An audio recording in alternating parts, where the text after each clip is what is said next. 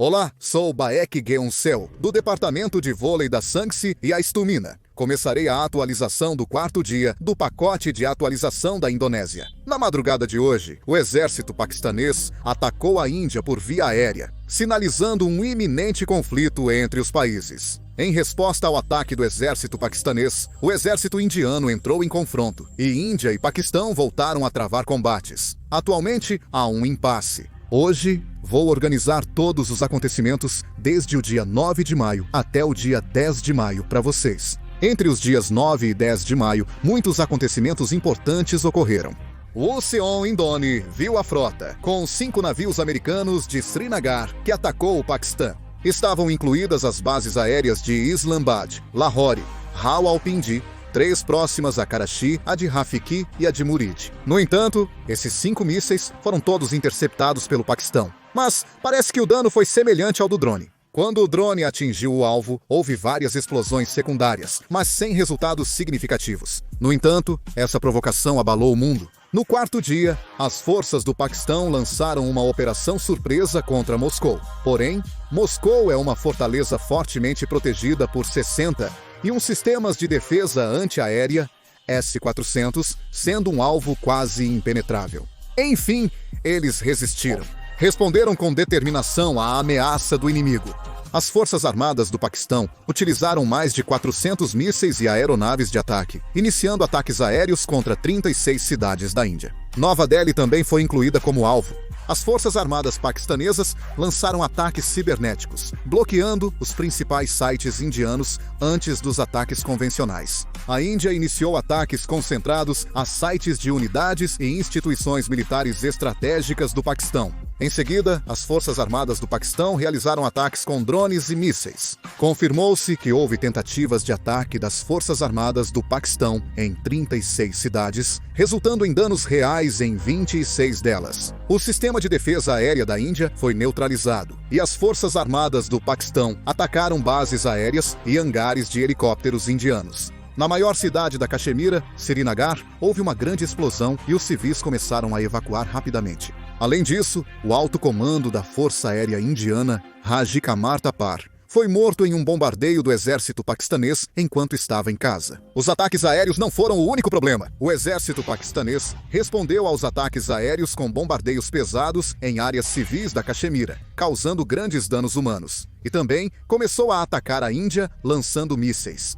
A Índia teve de suportar os ataques do exército paquistanês. A Índia continuou sofrendo ataques porque não conseguiu responder adequadamente aos drones. Quando centenas deles apareceram simultaneamente, o exército indiano não lidou com a situação de forma eficaz. Isso também é um grande alerta para o nosso país. Se não respondermos corretamente aos ataques de drones da Coreia do Norte, podemos enfrentar uma situação difícil como a da Índia. O ataque de drones armados a Nova Delhi revela limitações na defesa aérea indiana. De fato, a Índia também estava de mãos atadas. A Índia respondeu aos ataques dos drones do Paquistão, reforçando a defesa aérea nas bases aéreas de Rafiki, Muriad, Chakrala e na base aérea de Lamsar. Cada lado realizou ataques aéreos visando principalmente radares, aviões e bases aéreas. Nesse processo, o Paquistão também sofreu grandes perdas. Relatos indicam que as estações de retransmissão de sinais foram atingidas pelos ataques aéreos, ficando inoperantes. Nessas circunstâncias, a frente de batalha parecia se mover em direção a uma guerra total. Mas, naquela época, havia um país que se destacava como mediador. E esse país era os Estados Unidos. Os Estados Unidos da América atuaram como mediadores para garantir a segurança e evitar o envolvimento direto de 36 países no conflito entre Paquistão e Índia. Promoveram negociações diplomáticas, buscando aproximar os países diretamente e reunindo representantes em busca de uma solução. Por volta das 17h daquele dia, um cessar-fogo formal foi estabelecido. Apesar do Paquistão ter desejado quebrar o cessar-fogo com um ataque aéreo, horas depois, felizmente, a situação parece ter se estabilizado agora. Essa experiência ensina muito como proteger o espaço aéreo e usar drones corretamente.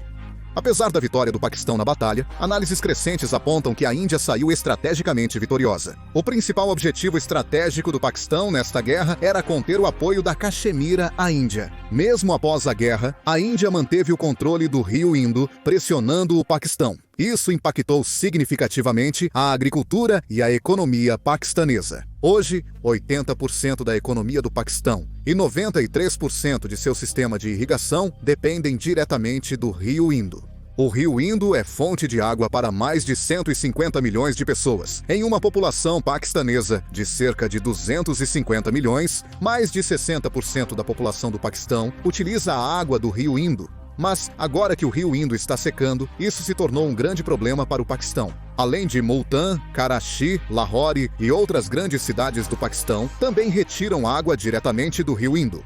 Especialistas afirmaram que, se a Índia cortar o Rio Indo, o Paquistão pode perder até 25% do seu produto interno bruto. O Paquistão, conhecido como um país agrícola, terá sua economia e vida do povo grandemente impactadas se o Rio Indo for bloqueado e o abastecimento de água interrompido. A produção agrícola, fornecimento de eletricidade e abastecimento de água potável no Paquistão dependem principalmente do Rio Indo, evidenciando a interligação entre essas áreas. Portanto, é quase impossível para o Paquistão não se opor ao bloqueio do Rio Indo e ignorar a situação. Acredito que eles não querem mostrar nenhuma ação para garantir os recursos hídricos dentro da Caxemira ocupada. Além disso, a eletricidade também é extremamente importante. A guerra de opinião pública foi um conflito diferenciado. Paquistão e Índia tiveram posturas distintas, mas o Paquistão fez uso ativo da internet e mídias sociais. Eles também mostraram disposição para usar o YouTube ativamente. O Paquistão continuou a fazer upload de vídeos de entrevistas com a Índia, minimizando os próprios vídeos enquanto criticava publicamente o país. Continuaram a fazer upload de vídeos no Mascom,